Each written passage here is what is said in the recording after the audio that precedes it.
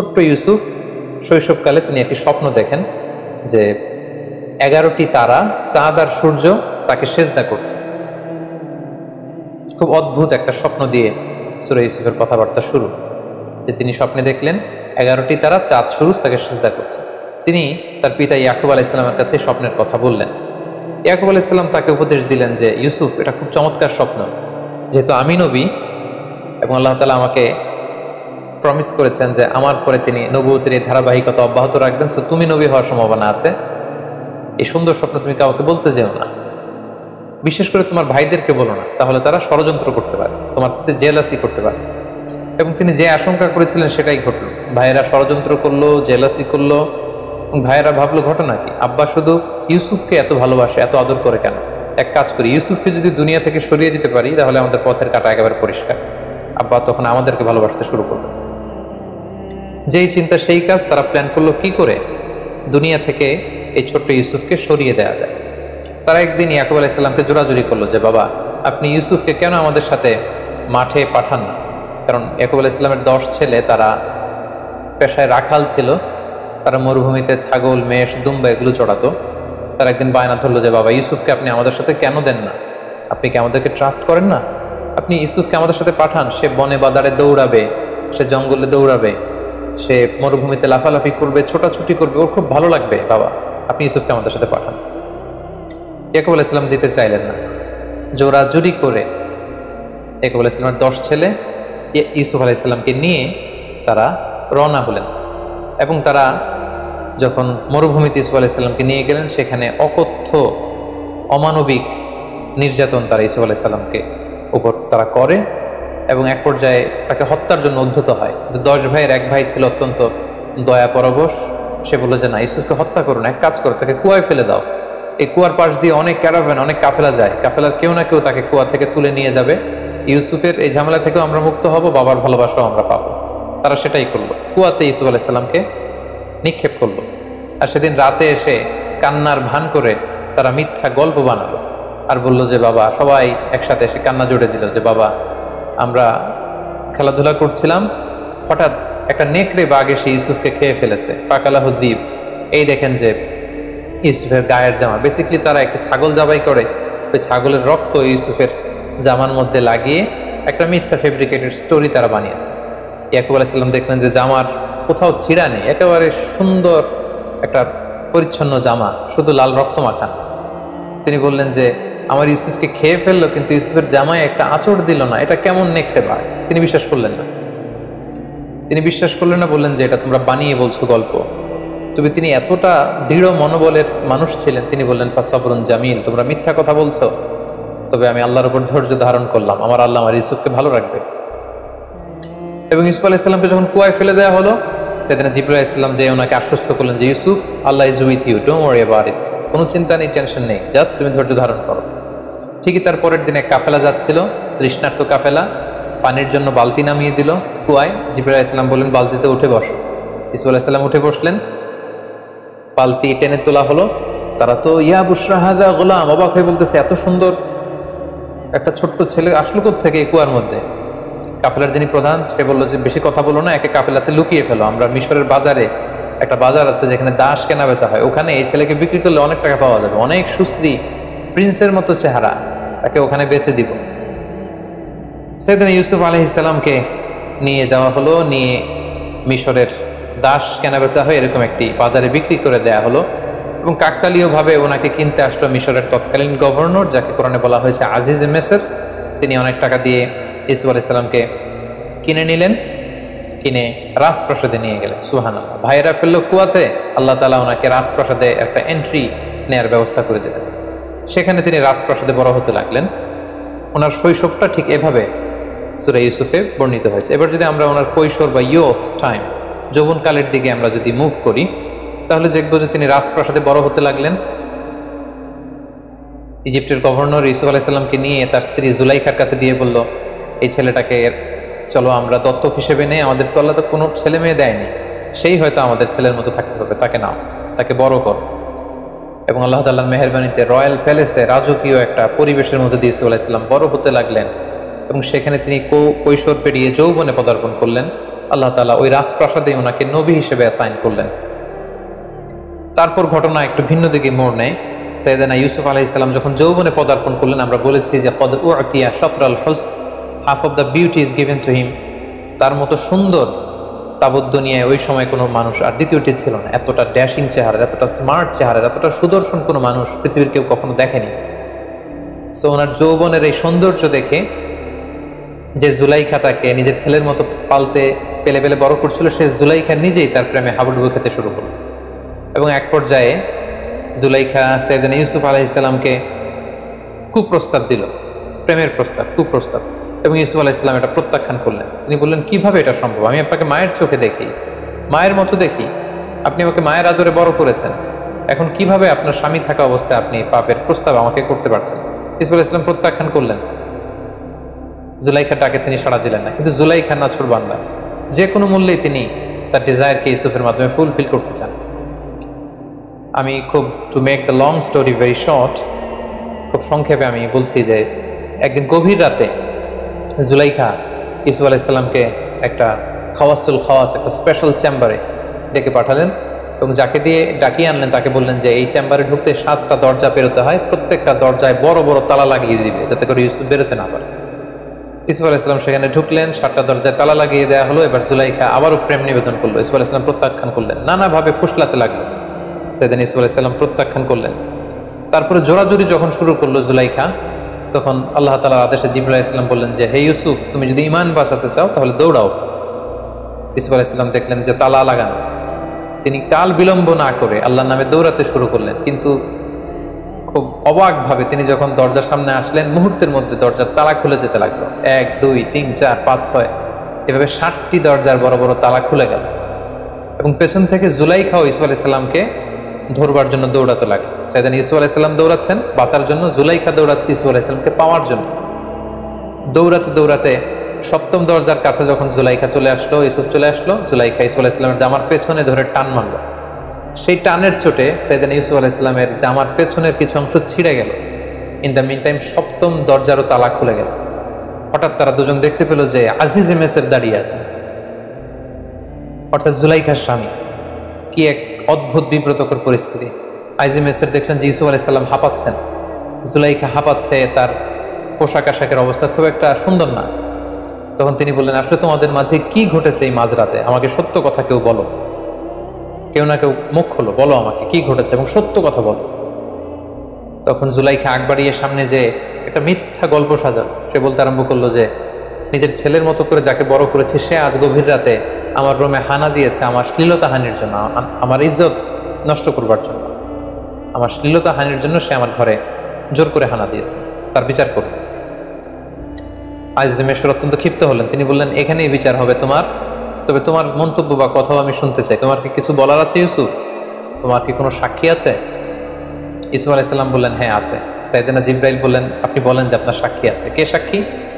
ইউসুফ আলাইহিস সালাম বললেন, এই সাক্ষী আমার পক্ষের কোনো লোক নয়। রাজপ্রাসাদে জুলাইখার এক আত্মীয়া থাকে, তার একটা ছোট্ট মেয়ে দুধ খায়, দুধের বাচ্চা, তার মুখে এখনো বোল ফোটেনি, কথা ফোটেনি, সেই ছোট্ট মেয়ে আমার পক্ষে সাক্ষ্য দেবে। আজিজে মিসর আবার রেগে গেলেন। তিনি বললেন, তুমি কি আমার সাথে ঠাট্টা করছো? ছোট্ট বাচ্চা কি করে সাক্ষ্য দিবে? ইউসুফ আলাইহিস সালাম বললেন, হ্যাঁ, সে বাচ্চাই সাক্ষ্য দিবে। কি অদ্ভুত ব্যাপার! ঠিকই আল্লাহ তাআলা সেই ছোট্ট বাচ্চার সাক্ষ্যের মাধ্যমে প্রমাণ করলেন যে ইউসুফ আলাইহিস সালাম নির্দোষ ছিলেন। এই পৃথিবীতে 3টা বাচ্চা দুধের শিশু মায়ের কোলে বসে প্রাপ্তবয়স্কদের মতো কথা বলেছিল। এক হচ্ছে জুরাইজ নামে এক আল্লাহর ওয়ালি ছিল, যার নিষ্কলুষতা প্রমাণ করবার জন্য একটা ছোট্ট বাচ্চা আল্লাহ তার মুখে কথা বলার সুযোগ দিয়েছিলেন। দ্বিতীয় হচ্ছে ঈসা আলাইহিস সালাম, মারিয়াম আলাইহিস সালামের কোলে বসে তিনি প্রাপ্তবয়স্ক মানুষের মতো কথা বলেছিলেন। তৃতীয় হচ্ছে এই ছোট্ট মেয়েটি, তাকে যখন জিজ্ঞেস করা হলো যে কে দোষী, তখন ছোট্ট মেয়েটি বলল যে, হে আজিজে মিসর, আপনি ইউসুফ আলাইহিস সালামের জামাটা একটু চেক করুন। ইউসুফের জামার সামনের দিক থেকে যদি ছেঁড়া হয় তাহলে ইউসুফ অপরাধী, পেছন দিক দিয়ে ছেঁড়া হলে জুলাইখা অপরাধী। এবং আমরা ইতিমধ্যে শুনেছি যে ইউসুফকে ধরার জন্য জুলাইখা যখন পেছন থেকে টানা হেঁচড়া করছিল, তখন ইউসুফ আলাইহিস সালামের জামার পেছন দিক দিয়ে ছিঁড়ে গিয়েছিল। আজিজে মিসর চেক করে দেখলেন যে ইউসুফের জামার সামনের দিকে তো একেবারে পরিচ্ছন্ন, কোনো ছেঁড়া নেই, কিন্তু ঠিকই ইউসুফ আলাইহিস সালামের জামার পেছন দিক দিয়ে ছেঁড়া। এবং এটা সবার সামনে এটা প্রমাণিত হয়ে গেল যে ইউসুফ আলাইহিস সালাম এখানে নির্দোষ ছিলেন, প্রকৃত দোষী হচ্ছে জুলাইখা। আইজেমেসের ইউসুফ আলাইহিসসালামের কাছে ক্ষমা চাইলেন। এবং এই ঘটনা পুরো মিশরের বিভিন্ন ঘরে ঘরে এটা রুমর হিসেবে কানাঘুষার মতো করে ছড়িয়ে পড়ল। পুরো শহর জুড়ে মিশরের অন্যান্য নারীরা জুলাইখাকে তুচ্ছতাচ্ছল্য করতে লাগলো যে জুলাইখা কেমন মহিলা, যে ছোট্ট ছেলেকে নিজের ছেলের মতো করে বড় করলো, তাকে তার প্রতি প্রেম নিবেদন সে কি করে করলো, এটা কি করে সম্ভব। জুলাইখা তখন মনে মনে প্ল্যান করলো যে কি জন্য আমি ইউসুফের প্রেমে পাগল হয়েছি এটা তোমাদেরকে আমি দেখিয়ে ছাড়বো। মিশরের নারীদেরকে তিনি দাওয়াত করে রয়্যাল প্যালেসে নিয়ে আসলেন। প্রত্যেকের হাতে একটি করে ছুরি আর একটি মালটা ফল দিলেন। আর ইউসুফ আলাইহিসসালামকে বললেন, ইউসুফ এদের সামনে দিয়ে হেঁটে যাও। সেদিন ইউসুফ আলাইহিসসালাম যখন হেঁটে যাচ্ছিলেন তখন তিনি সবাইকে বললেন, আপনারা ফল কাটতে শুরু করুন। মিশরের মেয়েরা ইউসুফ আলাইহিসসালামের দিকে তাকিয়ে রইল আর ছুরি দিয়ে ফল কাটতে শুরু করলো। ইউসুফ আলাইহিসসালামকে আল্লাহ তার চেহারার মধ্যে এতটা চমৎকারিত্ব দিয়েছিলেন, নূরের এমন ঝলকানি আর দ্যুতি দিয়েছিলেন। এই দৃশ্য দেখে মেয়েরা, তারা যে মালটা ফল কাটছিল, তারা ওইদিকে খেয়াল না করে তাকিয়ে কাটতে কাটতে ফল কাটা শেষে তারা আর থামলো না, তারা আঙ্গুল কাটা শুরু করে। অনেকক্ষণ পরে তারা স্তম্ভিত ফিরে পেল, তারা অবাক হয়ে গেল। এবং জুলাইখা বলল, এবার বুঝতে পেরেছো কেন আমি ইউসুফের প্রেমে এরকম দেওয়ানা হয়েছে, পাগল পাড়া হয়েছে। এই ঘটনার পরে জুলাইখা তারপরেও থামেনি। কি করে ইউসুফকে বাগানো যায়, নিজের কাছে আনা যায়, এটার চেষ্টা করেই যাচ্ছিল। কিন্তু সাইয়েদনা ইউসুফ আলাইহিসসালাম বারবার তিনি প্রত্যাখ্যান করলেন। অবশেষে জুলাইখা ইউসুফ আলাইহিসসালামকে থ্রেট দিলেন যে তুমি যদি আমার কথায় রাজি না হও তোমাকে জেলে পাঠাবো। ইউসুফ আলাইহিসসালাম বললেন, জেলই আমার জন্য ভালো, আপনি আমাকে জেলে পাঠান, তারপর আমি আমার ইমানকে বিক্রি করতে পারবো না। সাইয়েদনা ইউসুফ আলাইহিসসালামকে অতবার জেলে পাঠানো হলো। রাজপ্রাসাদ থেকে এবার আরেকটা ইউটার্ন নিয়ে আল্লাহ তাআলা একটা বিশেষ গ্রুমিং সেশন পালন করবার জন্য, একটা ট্রেনিং সেশন পিরিয়ডকে পার করবার জন্য আল্লাহ তাআলা প্রিয় নবী ইউসুফ আলাইহিসসালামকে এবার মিশরের জেলখানায় পাঠালেন। তিনি যখন জেলে ঢুকলেন, ওনার সাথে আরো দুজন প্রিজনার কয়েদি ঢুকলো। তারা সেখানে রাতে স্বপ্ন দেখলো। একজন স্বপ্ন দেখলো যে তিনি আঙ্গুর নিংড়িয়ে রস বানিয়ে মদ রাজাকে খাওয়াচ্ছেন, আঙ্গুর নিংড়িয়ে মদ বানাচ্ছেন। আরেকজন স্বপ্নে দেখলো যে মাথার মধ্যে করে তিনি রুটির বোঝা নিয়ে যাচ্ছেন আর পাখি এসে ঠুকরে ঠুকরে রুটি খাচ্ছে। এবং সকালবেলা তারা দুজন সবার কাছে বললো যে আমরা ভয়ঙ্কর স্বপ্ন দেখেছি। কি স্বপ্ন? এরকম এরকম স্বপ্ন। ইউসুফ আলাইহিসসালাম বললেন যে আমি তোমাদের স্বপ্নের ব্যাখ্যা করে দিতে পারবো, তোমরা কি বিশ্বাস করবে? তারা বললেন হ্যাঁ বিশ্বাস করবে। সেদিন ইউসুফ আলাইহিসসালাম বললেন, যে স্বপ্নে দেখেছো যে আঙ্গুর চিপে রস বের করছো, সে কিছুদিনের মধ্যে বেকসুর খালাস হয়ে যাবে, সে জেলখানা থেকে মুক্তি পাবে এবং রাজার পানশালায় দায়িত্ব পাবে, সে রাজাকে মদ খাওয়ানোর দায়িত্ব পালন করবে। আর যে স্বপ্নে দেখেছে যে মাথার উপর থেকে মাথায় করে রুটির বোঝা নিয়ে এসে যাচ্ছে আর উপর থেকে পাখি এসে ঠুকরে ঠুকরে সে রুটি খাচ্ছে, কিছুদিনের মধ্যেই তার মৃত্যুর ফায়সালা হবে, তাকে শুলে চড়িয়ে রাষ্ট্রীয়ভাবে মৃত্যুদণ্ডের আদেশ দেয়া হবে এবং এই মৃত্যুদণ্ড কার্যকর করা হবে। কিছুদিন পরে সেটাই ঘটল। যে স্বপ্নে দেখেছিল যে আঙ্গুর থেকে রস বের করছে, তাকে জেলখানা থেকে মুক্তি দেয়া হলো এবং রাজার পানশালায় দায়িত্ব পেল, সে রাজাকে মদ খাওয়াতে শুরু করলো। আর যে স্বপ্নে দেখেছিল মাথার রুটির ঝুড়ি থেকে পাখি এসে ঠুকরে ঠুকরে খাচ্ছে, তার মৃত্যুদণ্ডের আদেশ আসলো এবং তাকে শুলে চড়িয়ে মৃত্যুদণ্ড দেয়া হলো। ইউসুফ আলাইহিসসালামের স্বপ্নের ব্যাখ্যার এই পুঙ্খানুপুঙ্খতা দেখে জেলখানার সবাই ইউসুফ আলাইহিসসালামের বড্ড ভক্ত হয়ে গেলেন। সবাই এখন ইউসুফ আলাইহিসসালাম ছাড়া কিছুই বোঝেন না। সবাই বুঝতে আরম্ভ করলো যে এই মানুষটা সাধারণ কোনো মানুষ নয়, এটা মহামানব। সাইয়েদনা ইউসুফ আলাইহিসসালাম দেখলেন এই তো সুযোগ, এই সুযোগেই তাওহীদের বাণী জেলখানার প্রতিটি কয়েদির হৃদয়ের ভেতরে আমাকে ঢুকিয়ে দিতে হবে। সাইয়েদনা ইউসুফ আলাইহিসসালাম জেলখানার অন্ধ প্রকোষ্ঠে বসে বসে দাওয়াতি কাজ করতে লাগলেন। জেলখানার লোকদেরকে তিনি তাওহীদের শিক্ষা দিলেন, রিসালাতের শিক্ষা দিলেন, আখিরাতের শিক্ষা দিলেন, সততার শিক্ষা দিলেন, ঈমানের শিক্ষা দিলেন। জেলখানার প্রতিটা মানুষকে তিনি আলোকিত মানুষে রূপান্তরিত করে ফেললেন। কিছুদিন পর স্বয়ং মিশরের রাজা একটি অদ্ভুত স্বপ্ন দেখলেন। স্বপ্নটি ছিল এমন, তিনি 7টি মোটা গরু দেখলেন আর 7টি চিকন গরু দেখলেন এবং দেখলেন 7টি চিকন জীর্ণশীর্ণ গরু 7টি মোটা গরুকে গিলে খেয়ে ফেলছে। আবার তিনি 7টি সতেজ গমের শীষ দেখলেন, আবার 7টি নিস্তেজ গমের শীষ দেখলেন। ঘুম থেকে উঠে তিনি কাঁপতে লাগলেন। তিনি এই স্বপ্নের মানি বুঝতে পারলেন। মিশরের সবচেয়ে বড় স্বপ্নের ব্যাখ্যাকারীদেরকে তিনি একসাথে এনে একটা প্যানেল করলেন, বললেন আমার স্বপ্নের ব্যাখ্যা করে দাও। কিন্তু দিনের পর দিন, সপ্তাহের পর সপ্তাহ, মাসের পর মাস সময় বের করেও ব্যয় করেও গণকরা বা স্বপ্নের ব্যাখ্যাকারীরা এই স্বপ্নের কোনো সুরাহা করতে পারলেন না। রাজা অত্যন্ত বিচলিত হলেন, চিন্তিত হলেন। ইন দ্য মিন টাইম জেলখানার যেই কয়েদি মুক্তি পেয়েছিল, মুক্তি পেয়ে রাজার পানশালায় রাজাকে মদ খাওয়ানোর দায়িত্ব পেয়েছিল। তার মাথায় হঠাৎ করে জেলখানার সেই ইউসুফের কথা মনে পড়ল। সে রাজাকে বলল যে জেলখানায় থাকতে আমি একটি স্বপ্ন দেখেছিলাম, আর জেলখানার একজন অত্যন্ত ভালো লোক সে স্বপ্নের ব্যাখ্যা করে দিয়েছিল, এবং যেমনটি ব্যাখ্যা করেছে ঠিক তেমনটিই ঘটেছে। রাজা তো অবাক হলেন, কে সেই লোক? সে বলল তার নাম হচ্ছে ইউসুফ। রাজা বললেন তাকে ডেকে আন, তার কাছে আমার স্বপ্নের কথা খুলে বলো, তাকে আমার স্বপ্নের ব্যাখ্যা করতে বলো। রাজার পাইক পেয়াদা সৈন্য সামন্ত যখন জেলখানায় ছুটলো এবং যে বলল ইউসুফ নামে যে ব্যক্তি আছে তাকে আমরা বেকসুর খালাস করে এখান থেকে মুক্তি দিয়ে নিয়ে যেতে চাই। ইউসুফ আলাইহিস সালাম বললেন না, আমাকে মুক্ত করতে চাইলেই আমি মুক্ত হব না। আমাকে যেই অপবাদ দিয়ে অন্যায়ভাবে জুলুম করে আমাকে যে জেলখানায় ঢোকানো হয়েছিল তার বিচার আগে হতে হবে। সেটা যখন প্রমাণিত হবে সবার কাছে যে আমি নির্দোষ, জুলুম করে আমাকে জেলখানায় পাঠানো হয়েছে, এটা প্রমাণিত হলে আমি বেরোবো। রাজা তো এসব কিছুরই জানেন না। রাজা তখন জিজ্ঞেস করলেন কি হয়েছে। তখন জুলাইখা, আজিজে মিসর, মিশরের সেই নারীদের সব ঘটনা ওনাকে যখন বলা হলো তিনি সবাইকে ডেকে বিচার করলেন। জুলাইখা সব অপরাধের দায়ভার নিজের কাঁধে বহন করে নিল এবং সে বলল যে আল আন হাসাস আল হক, আজকে সত্য প্রকাশিত হয়েছে। সবার সামনে জুলাইখা অবশেষে স্বীকার করে নিল যে আসলে আমি প্রকৃতপক্ষে দোষী। ইউসুফ আলাইহিস সালাম হচ্ছেন নির্দোষ, নিষ্কলুষ একজন মানুষ, তার পুরো চরিত্রে এক ফোঁটা কালিমা লেপন করার মতো কোনো ক্ষমতা কারণ নেই। সবার কাছে যখন সাইয়েদনা ইউসুফ আলাইহিস সালামের নির্দোষ হিসেবে তিনি প্রমাণিত হলেন তখন তিনি জেলখানা থেকে বের হলেন। রাজকীয় সংবর্ধনা দিয়ে, রয়্যাল রিসেপশন দিয়ে, রেড কার্পেট রিসেপশন দিয়ে মিশরের বাদশাহ সাইয়েদনা ইউসুফ আলাইহিস সালামকে জেলখানা থেকে বের করলেন এবং বললেন আস্তাখলিসুহু লিনাফসি, আমি আমার পার্সোনাল সেক্রেটারি বানাবো ইউসুফকে। ইউসুফ আলাইহিস সালাম বললেন না, এই কাজ করবেন না, কারণ আপনি এই দায়িত্ব আমাকে না দিয়ে আমাকে অর্থমন্ত্রী বানান, আমাকে মিশরের খাদ্যমন্ত্রী বানান, আমাকে এগ্রিকালচার মিনিস্টার বানান, কারণ আপনার স্বপ্নের ব্যাখ্যা আমি দেব। আপনার স্বপ্নের ব্যাখ্যা হচ্ছে মিশরের জন্য একটা ভয়াবহ দিন অপেক্ষা করছে। সামনের 7টি বছর আসবে। আপনি যে 7টি গরু দেখেছেন, গরু দিয়ে বোঝানো হয় বছর। সামনে 7টি বছর আসবে, তখন আপনারা চাষ করবেন। চাষ করে যে সমস্ত গম চাষ করবেন সব খেয়ে ফেলা যাবে না, এই গমগুলো রেখে দিতে হবে। কিছু গম শীষ সমেত রেখে দিতে হবে, প্রিজার্ভ করতে হবে। 7 বছর পর আসবে প্রচণ্ড দুর্ভিক্ষ, অনাবৃষ্টি, মাটি ফেটে চৌচির হয়ে যাবে, এক ফোঁটা বৃষ্টি মিশরের জমিনে আসবে না। ওই দুর্ভিক্ষের সময় আপনাদের জমানো গমের ভান্ডার থেকে জনগণকে এটা বিতরণ করে সবাইকে খাওয়াবে। 7-14 বছর যখন চলে যাবে, এরপরে 7 বছর প্রচণ্ড বৃষ্টি হবে, পুরো মিশর সবুজ শ্যামলে একেবারে পরিপূর্ণ সতেজ হয়ে যাবে, গাভীর ওলানগুলো দুধে পূর্ণ হয়ে যাবে, মাঠ ঘাটে ফসলের সয়লাভ হয়ে যাবে। তাহলে 7-7-7 3-7 21 বছরের একটা রোড ম্যাপ তিনি স্বপ্নের ব্যাখ্যা দাঁড় করালেন এবং রাজা অত্যন্ত খুশি হলেন। রাজা বললেন ঠিক আছে, আপনাকে ফিনান্স মিনিস্ট্রি, এগ্রিকালচার মিনিস্ট্রির দায়িত্ব দেয়া হবে।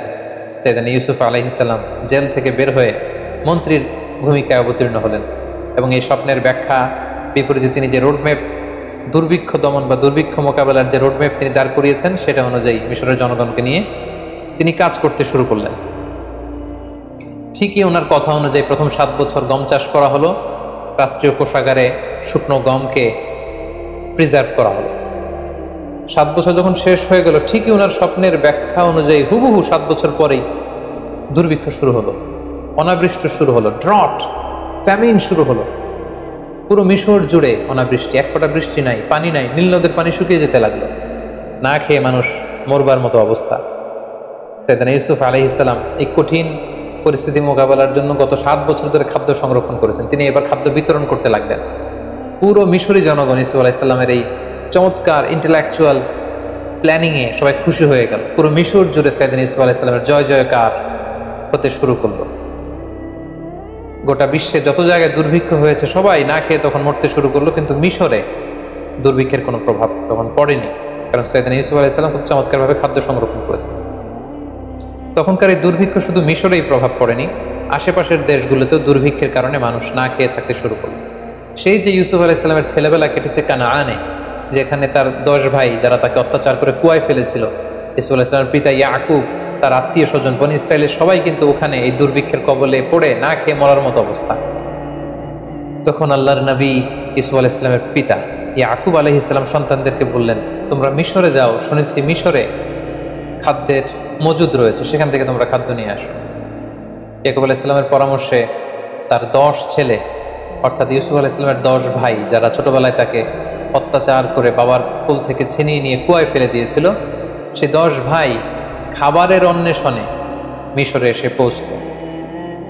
তখন নিয়ম ছিল যে মিশরের বাইরের কোনো দেশ থেকে কেউ যদি খাদ্য সংরক্ষণের জন্য বা সংগ্রহের জন্য মিশরে আসতো, সেই ব্যাপারটা সরাসরি as an agriculture minister and as a finance minister Yusuf আলাইহিস সালাম নিজে ডিল করতেন।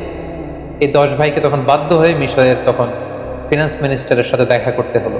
এবং আমরা জানি ফিনান্স মিনিস্টারের চেয়ারে তখন বসা ইউসুফ আলাইহিস সালাম, মিশরের মন্ত্রী, আর তার সামনে 10 ভাই কাচুমাচু হয়ে, জীর্ণ শীর্ণ হয়ে, ছেঁড়া পুরাতন পোশাক পরে তারা এসে দাঁড়ালো। ইউসুফ আলাইহিস সালাম সিম্পলি জিজ্ঞেস করলেন, তোমরা কারা? তারা বললো, আমরা কানাআনের অধিবাসী। ইউসুফ আলাইহিস সালাম অবাক হলেন। কানাআন শুনেই ওনার ছোটবেলার কথা মনে পড়ল। জিজ্ঞেস করলেন, তোমাদের নাম কি? তারা যখন নাম বলতে আরম্ভ করলো, ইউসুফ আলাইহিস সালামের চোখ দিয়ে পানি নামার উপক্রম। ইউসুফ আলাইহিস সালাম জিজ্ঞেস করলেন, তোমাদের বাবার নাম কি? তারা বললো, ইয়াকুব আন-নবী। ইউসুফ আলাইহিস সালাম নিজেকে আর ধরে রাখতে পারলেন না, কিন্তু তিনি অনেক কষ্ট করে নিজেকে সামলে স্বাভাবিকভাবে তাদের সাথে কথোপকথন শেষ করেছেন। তিনি খোঁজখবর নিলেন কানানবাসীদের, কিন্তু পরিচয় দিলেন না। ইউসুফ আলাইহিস সালাম 10 ভাইকে চিনতে পারলেন, কিন্তু 10 ভাই কিন্তু চিনতে পারেনি যে এটা তাদের সেই ছোট্ট ভাই ইউসুফ। ইউসুফ আলাইহিস সালাম মন্ত্রীর মতোই তাদের সাথে আচরণ করলেন।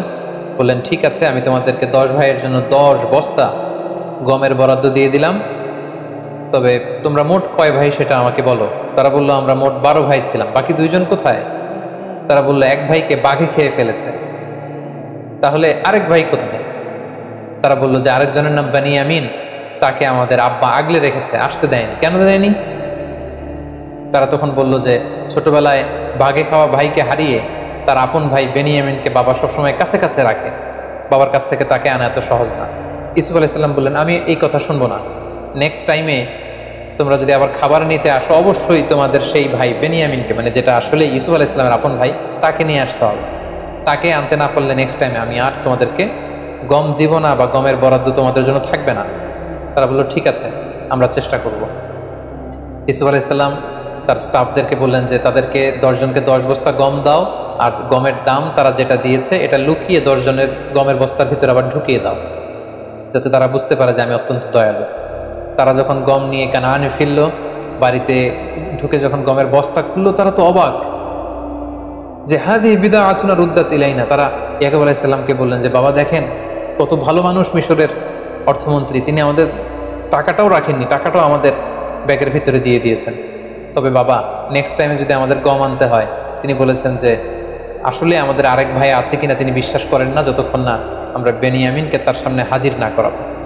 ইয়াকুব আলাইহিস সালাম বললেন, ছোটবেলায় যেভাবে আমি বিশ্বাস করে ইউসুফকে তোমাদের হাতে দিয়ে ইউসুফকে হারিয়েছি, তোমরা কি চাচ্ছ আবারও আমি বেনিয়ামিনকে দিয়ে বেনিয়ামিনকে এভাবে হারাতে? কখনোই না। কিন্তু ছেলেরা জোরাজুরি করতে লাগলো। ইয়াকুব আলাইহিস সালামও আর বেনিয়ামিনকেও তিনি ধরে রাখতে পারলেন না। 1 বছর পরে তাদের এই গমগুলো যখন শেষ হয়ে গেল, তারা বেনিয়ামিনকে নিয়ে মিশরে রওনা হলেন, ইউসুফ আলাইহিস সালামের সাথে সাক্ষাৎ করলেন। ইউসুফ আলাইহিস সালাম বললেন, তাহলে এটাই তোমাদের ভাই বেনিয়ামিন? তারা বলল, হ্যাঁ। তিনি বললেন, ঠিক আছে, তাহলে তো তোমরা সত্যবাদী, তোমাদেরকে আবারও অনেকগুলো বস্তা করে আমি গম দিয়ে পাঠিয়ে দেব। তিনি গমের বস্তা দিয়ে দিলেন। এবার তিনি বুদ্ধি করে, একটা ট্রিক করে বেনিয়ামিনকে যাতে নিজের কাছে রেখে দিতে পারেন, তিনি একটি কাজ করলেন। উনি একটি স্বর্ণের পানপাত্র ব্যবহার করতেন, যেটা দিয়ে তিনি পানি খেতেন, বা মিশরের রাজা পানি খেত। তিনি বুদ্ধি করে এই পানপাত্রটা বেনিয়ামিনের গমের বস্তার ভিতরে ঢুকিয়ে দিলেন, এবং তারা যখন ফিরে চলে যেতে লাগলো গমের বস্তা নিয়ে, তিনি সৈন্যদেরকে পাঠালেন, মিশরীয় সৈন্য। তারা সবাইকে ডাক দিল, আইয়াতুহাল আইর ইন্নাকুম লাসারিকুন, মানে ওহে কাফেলার লোকেরা, দাঁড়াও, তোমরা চোর। ইউসুফ আলাইহিস সালামের 11 ভাই দাঁড়ালেন, বেনিয়ামিন সহ। তারা বললেন, কি বলছো? আমরা এখানে এসেছি গম নেবার জন্য, আমরা তো চুরি করতে আসিনি। তোমরা কি হারিয়েছো বলো? তারা বললো, আমাদের রাজার পানপাত্র হারিয়েছি। তারা বললো, আমরা তোমাদের পানপাত্র নিয়ে কি করবো? আমরা দুর্ভিক্ষে মরে যাবার উপক্রম। সৈন্যবাহিনীর লোকেরা বলল, যদি তোমাদের কারোর গমের বস্তার ভেতরে আমাদের রাজার পানি খাওয়ার পাত্র পাওয়া যায়, তখন কি শাস্তি হবে বলো? তারা বলল, যার গমের বস্তার ভেতরে সেই পানপাত্র পাবে তাকে তোমরা রেখে দিও, কারণ আমাদের এলাকায় চোরদেরকে আমরা এই শাস্তি দিই। কেউ যদি কারো জিনিস চুরি করে, তাহলে যার জিনিস চুরি করা হলো সেই চোর তার দাস হয়ে যায়। তো আমাদের কারো গমের বস্তার ভেতরে যদি সেটা পাওয়া যায়, সে তোমাদের দাস, তাকে রেখে দিও। এবার সৈনিকদের মধ্যে থেকে একজন প্রত্যেকের গমের বস্তার থেকে গম বের করে খুঁজতে লাগলো, সার্চ করতে লাগলো। সার্চ করতে করতে কারো গমের বস্তার ভেতরে যখন পায় না, সর্বশেষে যখন বানিয়ামিনের বস্তা চেক করা হলো, দেখা হলো যে এখানে বানিয়ামিনের গমের বস্তার ভেতরে সেই পানপাত্র পাওয়া গেল। বাকি 10 ভাই তো লাজবাব, তারা তো অবাক। তারা বললো, হে বেনিয়ামিন, তুমি কি করলে? এটা তুমি এখানে এসে চুরি করবে আমরা কল্পনাও করতে পারিনি। তারা একটা মিথ্যা কথা বললো। তারা বললো, তোমার ভাইও ছিল চোর, তুমিও একটা চোর। নাউযুবিল্লাহি মিন যালিক। আসলে কথাটা একেবারে মিথ্যা। তখন সাইয়েদনা ইউসুফ আলাইহিস সালাম ওই জায়গায় এসে উপস্থিত হলেন। তিনি বললেন যে, তোমরা বলেছ চোরকে আমরা সাথে করে নিয়ে যাব, বেনিয়ামিনের বস্তায় যেহেতু পাওয়া গিয়েছে তাকে আমি নিয়ে গেলাম। তারা বলল, হে মিশরের অর্থমন্ত্রী, হে মেহেরবান, আপনি তো অত্যন্ত দয়ালু। এই ভাইকে যদি আমরা আমাদের বাবার কাছে ফিরিয়ে দিতে না পারি, আমাদের বাবা হয়তো মারাই যাবেন। আপনি যদি মেহেরবানি করে তার বদলে আমাদের 10 ভাইয়ের যে কোনো একজনকে রেখে দেন তার জায়গায়, আমরা অত্যন্ত কৃতজ্ঞ হব। ইউসুফ আলাইহিস সালাম বললেন, নাউযুবিল্লাহ, এটা আমার পক্ষে সম্ভব না। কারণ যে চুরি করেছে শাস্তি আমি তাকে না দিয়ে যদি অন্য কাউকে দেই, তাহলে মিশরের সবাই আমাকে জালিম ডাকবে। আমি একজন ন্যায়পরায়ণ বাদশাহ, এখানে আমার সুনাম রয়েছে, এটা আমি পারবো না। তিনি ট্রিক করে তার আপন ভাই বেনিয়ামিনকে নিজের কাছে রেখে দিলেন। সুবহানাল্লাহি বিহামদি। অনেক বছর পর ভাইয়ের সাথে তিনি মোলাকাত করলেন, কোলাকুলি করলেন, এবং তিনি যখন বেনিয়ামিনকে নিজের পরিচয় দিলেন, বেনিয়ামিনও নিজের চক্ষুকে বিশ্বাস করতে পারল না যে মিশরের অর্থমন্ত্রী আমার সে হারিয়ে যাওয়া বাঘে খাওয়া ভাই ইউসুফ। সুবহানাল্লাহি বিহামদি। অতঃপর ইয়াকুব আলাইহিস সালামের 10 ছেলে ব্যর্থ হয়ে কানানে ফিরে এসে বাবার কাছে সব খুলে বলল। ইয়াকুব আলাইহিস সালাম বিশ্বাস করতে পারলেন। তিনি বললেন, আমার ছেলে বেনিয়ামিন চুরি করতেই পারে না। 10 ছেলে বলল, বাবা, আমরা যদি মিথ্যা বলে থাকি, কাফেলাতে আমাদের সাথে অনেক লোক ছিল, আপনি তাদেরকে জিজ্ঞেস করুন। তারা আমাদের সামনে দাঁড়িয়ে দাঁড়িয়ে দৃশ্য দেখেছে যে বেনিয়ামিনের ব্যাগ থেকেই সেই পানপাত্র পাওয়া গিয়েছে। ইয়াকুব আলাইহিস সালাম এবার আরো মর্মাহত হলেন, আরো দুঃখিত হলেন। তিনি ভেঙে পড়লেন একেবারে মানসিকভাবে। এতদিন ইউসুফকে হারানোর কষ্ট, এবার ইউসুফের ভাই বেনিয়ামিনকে হারানোর কষ্ট। কাঁদতে কাঁদতে উনি অন্ধ হয়ে গেলেন। তারপর আশা হারালেন না। বললেন, বাবারা, তোমরা আবার মিশরে যাও, আবার সেই অর্থমন্ত্রীকে অনুরোধ করো। আমার মন বলছে যে তোমরা ইউসুফ এবং বেনিয়ামিন দুজনকেই খুঁজে পাবে। 10 ভাই এবার আবার অর্থমন্ত্রীর কাছে যে ইয়াকুব আলাইহিস সালামের পক্ষ থেকে একটা চিঠি দিল যে, হে অর্থমন্ত্রী, আপনি পড়ে দেখুন আমার বাবা কি লিখেছে, আমাদের বাবা। তখন ইয়াকুব আলাইহিস সালাম অত্যন্ত মর্মস্পর্শী, হৃদয়স্পর্শী, আবেগঘন একটা চিঠি লিখেছিলেন যে, আমি একজন অন্ধ পিতা, অনেক বয়স আমার হয়ে গিয়েছে, ছোটবেলায় আমি ইউসুফকে, আমার সন্তানকে হারিয়েছি, আজ বেনিয়ামিনকে। এরকম আবেগঘন কথা যখন ইউসুফ আলাইহিস সালাম শুনলেন, তিনি আর ধৈর্য ধারণ করতে পারলেন, হাউমাউ করে কাঁদতে শুরু করলেন। এবং ওনার কান্না দেখে 10 ভাই অত্যন্ত আশ্চর্য হয়ে গেল। ঘটনা কি? আমাদের বাবার এই রিকোয়েস্ট শুনে মিশরের অর্থমন্ত্রী কাঁদে কেন? ইউসুফ আলাইহিস সালাম তখন 10 ভাইকে বলল, তোমরা কি করেছিলে ইউসুফের সাথে? কেন তোমরা ইউসুফকে কষ্ট দিয়েছিলে? এই প্রশ্নের জন্য আসলে 10 ভাই প্রস্তুত ছিল না। তারা অবাক হয়ে গেল যে ইউসুফের সাথে কি ঘটেছিল, কি করেছিলাম, এটা উনি জানবে কি করে? অথবা ইউসুফ আলাইহিস সালাম তাদের সামনে সত্যকে প্রকাশ করে দিলেন। তিনি বললেন, আনা ইউসুফ ওয়া হাদা আখি, আমি হচ্ছি সেই ইউসুফ যাকে তোমরা অত্যাচার করে, মারপিট করে দুনিয়া থেকে বিদায় করবার উদ্দেশ্যে কুয়ার মধ্যে ফেলে দিয়েছিল। আমি সেই ইউসুফ। সেখান থেকে আল্লাহ তাআলা রাজপ্রাসাদে বড় করি আজকে এই অর্থমন্ত্রীর চেয়ারে আল্লাহ তাআলা আমাকে বসিয়েছেন। আল্লাহ তাআলা আমাকে অনেক নিয়ামত দিয়েছেন, আর এটাই হচ্ছে আমার ভাই বেনিয়ামিন। 10 ভাই তখন অত্যন্ত লজ্জিত হলো, তারা ভয়ে কাঁপতে আরম্ভ করলো। তারা ভাবলো যে ইউসুফ এখন অর্থমন্ত্রী, মিশরের এত বড় পজিশনে আছে, চাইলে আমাদের বড় শাস্তি দিতে পারবে। তারা কাঁপছিল। ইউসুফ আলাইহিস সালাম বললেন, লা তাসরিবা আলাইকুমুল ইয়াউম, তোমাদের প্রতি কোনো প্রতিশোধ নেয়ার মানসিকতা, কোনো রিভেঞ্জ নেয়ার মেন্টালিটি আমার নেই, আমি তোমাদের ক্ষমা করে দিলাম, তোমরা আমার ভাই। সবাইকে জড়িয়ে নিলেন। 10 ভাই ইউসুফ আলাইহিস সালামের কাছে ক্ষমা চাইলেন। ইউসুফ আলাইহিস সালাম বললেন, আমার এই গায়ের জামা নিয়ে বাবার চোখে লাগাও, বাবা দৃষ্টি ফিরে পাবে। কারণ এতদিনে ইয়াকুব আলাইহিস সালাম অন্ধ হয়ে গিয়েছিলেন কাঁদতে কাঁদতে। এবং তোমাদের বংশধর আমার বাবাকে নিয়ে, সবাইকে নিয়ে মিশরে আসো। এবং সেটাই ঘটলো। ইউসুফ আলাইহিস সালামের জামা নিয়ে 10 ভাই সাইয়েদনা ইয়াকুব আলাইহিস সালামের চোখে লাগালেন, তিনি দৃষ্টি ফিরে পেলেন। কানান থেকে বিশাল মানুষের বহর নিয়ে ইয়াকুব আলাইহিস সালাম মিশরে আগমন করলেন। সাইয়েদনা ইউসুফ আলাইহিস সালাম লাল গালিচার সংবর্ধনা দিয়ে বাবাকে রিসিভ করলেন। এবং অনেক বছর পর সেই ছোট্ট ইউসুফ আজকে পরিণত অর্থমন্ত্রী হয়ে বাবাকে রিসিভ করলেন, বাবাকে জড়িয়ে ধরলেন। এবং পিতা পুত্রের সেই মিলনের দৃশ্য যে কত সুন্দর ছিল সেটা কল্পনারও বাইরে। অনেক চমৎকার করে আল্লাহ তাআলা সূরা ইউসুফে এগুলো উল্লেখ করেছেন। এবং ইয়াকুব আলাইহিস সালাম সবাইকে নিয়ে, তিনি তার স্ত্রী এবং তার 11 সন্তানকে নিয়ে ইউসুফ আলাইহিস সালামকে একটা সেজদা দিয়েছিলেন। তাফসিরে এসেছে ওই সেজদাটা ছিল অনারারি সেজদা, সম্মানসূচক সেজদা। এটা ইবাদতের সেজদা নয়, যেটা ওই শরীয়তে, ওই নবীদের জামানায় এটা জায়েজ ছিল। কিন্তু আমাদের শরিয়াতে উম্মতে মুহাম্মাদের জন্য এরকম সম্মানসূচক সেজদা দেওয়াও জায়েজ নেই। এই সেজদাটা দিয়ে বাবা মা এবং 11 ভাই সেজদা দিয়ে ইয়াকুব আলাইহিস সালাম ইউসুফ আলাইহিস সালামকে ডেকে বলেছিলেন, ইউসুফ, তোমার কি মনে পড়ে সেই ছোট্টবেলায় তুমি একটা স্বপ্ন দেখেছিলে? আজকে আমরা যেটা করলাম এটাই হচ্ছে সেই স্বপ্নের ভিজুয়ালাইজেশন। তুমি স্বপ্নে দেখেছিলে যে চাঁদ, সূর্য আর 11টা তারা তোমাকে সেজদা করছে। চাঁদ আর সূর্য হচ্ছে আমি আর আমার স্ত্রী, আর 11টা তারা হচ্ছে তোমার এই 11 ভাই। অর্থাৎ আমাদের উপর তোমার শ্রেষ্ঠত্ব আল্লাহ পৃথিবীতে প্রমাণ করবেন, তোমার লিডারশিপ আমাদের উপর তিনি অবধারিত করবেন, এবং আমার পরে বিলায়াত, নবুয়াত আল্লাহ তাআলা তোমাকে দান করবেন। ঠিক এভাবে সাইয়েদনা ইয়াকুব আলাইহিস সালামের সাথে ইউসুফ আলাইহিস সালামের মিলিত হবার ঘটনাটি মিশরে এসে শেষ হয়। সম্মানিত শুধু এই ছিল আহসানুল কসাস, দ্য বেস্ট এমং স্টোরিজ। সূরা ইউসুফের শুরু থেকে শেষ পর্যন্ত কোরআনের আয়াতগুলোকে উল্লেখ করা বা রেফার করা ছাড়া আমি শুধু ঘটনা প্রবাহটি আপনাদের সাথে শেয়ার করেছি। আমি বলেছি যে ডিসক্রিপশন বক্সে আমরা 4 পর্বের যে রিফ্লেকশনস ফ্রম সূরা ইউসুফের 4 ঘন্টার একটি আলোচনার লিঙ্ক আমরা সেখানে দিব। আপনারা আরও বিস্তারিত জানতে চাইলে সেগুলো আপনারা জেনে নেবেন ইনশাআল্লাহ। সম্মানিত শুধু এ পর্যায়ে আমরা ইউসুফ আলাইহিস সালামের জীবনী থেকে কি কি শিক্ষা গ্রহণ করতে পারি সে ব্যাপারে আলোকপাত করব। প্রথম যে শিক্ষাটি আমরা পাই সেটি হচ্ছে দ্য পাওয়ার অফ স্টোরিজ। একটা গল্প কতটা পাওয়ারফুল হতে পারে সেটা আমরা এখান থেকে জেনেছি, যেটাকে আল্লাহ তাআলা আহসানুল কসাস বলেছেন, দ্য বেস্ট এমং স্টোরিজ। কারণ গল্প কিন্তু মানুষের মনে দাগ কাটে, গল্প মানুষকে ইনফ্লুয়েন্স করে, একটা গল্প আরেকজনকে ইন্সপায়ার করে। এজন্য আমরা সফল মানুষদের গল্প শুনি, তাদের জীবনী পড়ি, যাতে করে সেখান থেকে আমরা কিছু শিক্ষা নিতে পারি। ইউসুফ আলাইহিস সালামের জীবনের প্রতিটি পরতে পরতে কিন্তু আমাদের জন্য শিক্ষা রয়েছে, এবং গল্পের মাধ্যমে যে শিক্ষা নেওয়া যেতে পারে এই বিষয়টি আমরা ইউসুফ আলাইহিস সালামের জীবনী থেকে পাই। 2 নম্বর যে শিক্ষাটি পাই, the relationship between father and son. বাবা সন্তানের সম্পর্কটা কেমন হওয়া উচিত আমরা দেখলাম যে ইয়াকুব আলাইহিস সালাম ইউসুফ আলাইহিস সালামের জন্য পাগল পাড়া। ছোট্টবেলা থেকে ইউসুফ আলাইহিস সালামকে হারিয়ে তিনি আশা হারাননি, বুক ভরা আশা নিয়ে তিনি বেঁচেছিলেন যে ইউসুফকে তিনি পাবেন। এবং সেই ছোট্টবেলা থেকেই ইউসুফ আলাইহিস সালামের সাথে যে সম্পর্ক, যখন যে উপদেশ দেওয়া দরকার সেই উপদেশ কিন্তু তিনি তাকে দিয়েছেন।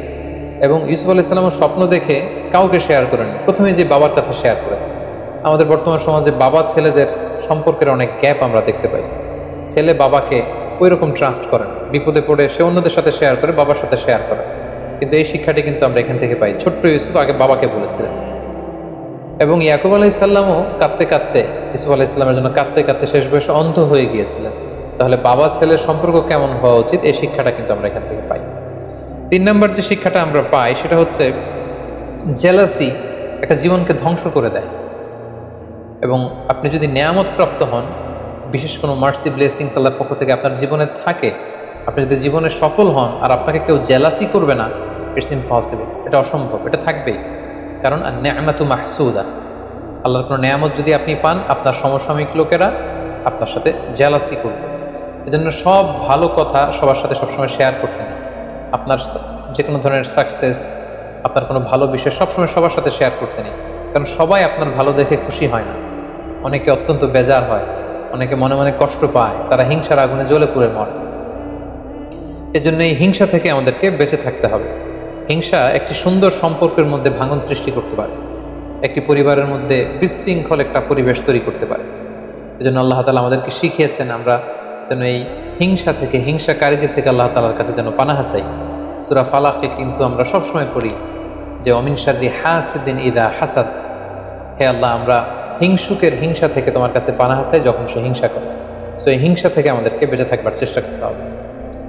4 নম্বর যে ব্যাপারটি আমরা জানতে পারি যে এই সূরা ইউসুফ এবং ইউসুফ আলাইহিস সালামের জীবনীতে কয়েকটি স্বপ্নের কথা আমরা শুনেছি। স্বপ্নের ব্যাপারে বলবো যে স্বপ্ন অর্থবহ হওয়ার জন্য যিনি স্বপ্ন দেখেছেন তিনি মুমিন বা বিশ্বাসী হতে হবে, এটা নট নেসেসারি। অবিশ্বাসী কাফিরের স্বপ্ন সত্য হতে পারে। কারণ ইউসুফ আলাইহিস সালামের সাথে জেলখানায় যে 2 জন কয়েদি ঢুকেছিল তারা কিন্তু মুশরিক ছিল, কিন্তু তাদের স্বপ্ন কিন্তু অর্থবহ হয়েছে। পাশাপাশি রাজা যে স্বপ্ন দেখেছিল, রাজাও কিন্তু তখন মুশরিক ছিল, পরবর্তীতে ইউসুফ আলাইহিস সালামের প্রতি ঈমান এনে মুমিন হয়েছে। তো মুশরিক থাকা অবস্থায় রাজা যে স্বপ্ন দেখেছিলেন এটাও কিন্তু অর্থবহ একটি স্বপ্ন। তার মানে শুধু বিশ্বাসীদের স্বপ্নই যে সত্য হবে তা নয়, মাঝে মাঝে কাফির মুশরিকদের স্বপ্ন সত্য হতে পারে। 5 নম্বর যে শিক্ষাটি আমরা পাই সেটি হচ্ছে সর্বাবস্থায় আল্লাহ তাআলার আনুগত্যকে প্রাধান্য দিতে হবে, এবং এটাকে জীবনের চূড়ান্ত গোল বা ফোকাস হিসেবে নির্ধারণ করতে হবে। আমরা ইউসুফ আলাইহিস সালামের দিকে যদি খেয়াল করি, জুলাইখার টেম্পটেশন ওনাকে নড়াতে পারেনি, মিশরের সুন্দরী নারীদের ওয়াসওয়াসা ওনাকে নড়াতে পারেনি। ওনার যে ফোকাস, এই ফোকাস থেকে তিনি লক্ষ্যচ্যুত হননি। সবসময় আল্লাহ তাআলার আনুগত্যকে তিনি প্রাধান্য দিয়েছেন। 6 নম্বর যে ব্যাপারটি আমরা ইউসুফ আলাইহিস সালামের জীবনী থেকে শিখতে পারি সেটা হচ্ছে মেনটেনিং দ্য গুড ক্যারেক্টার। কারণ চরিত্র হচ্ছে মানুষের জীবনের সবচাইতে দামি সম্পদ। Never compromise your ethics or your moral standard. আপনি যদি আপনার মোরালিটি, আপনার এথিক্স যদি আপনি কম্প্রোমাইজ করেন তাহলে সব শেষ। আমরা দেখব যে ইউসুফ আলাইহিস সালাম ওনার চরিত্রকে নষ্ট হতে তিনি দেননি। কারণ আমরা জানি যে when character is lost everything is lost। আপনার টাকা যদি চলে যায় তেমন কিছু নষ্ট হয় না, স্বাস্থ্যহানি ঘটলে কিছুটা আপনি লুজার হন, কিন্তু আপনার চরিত্র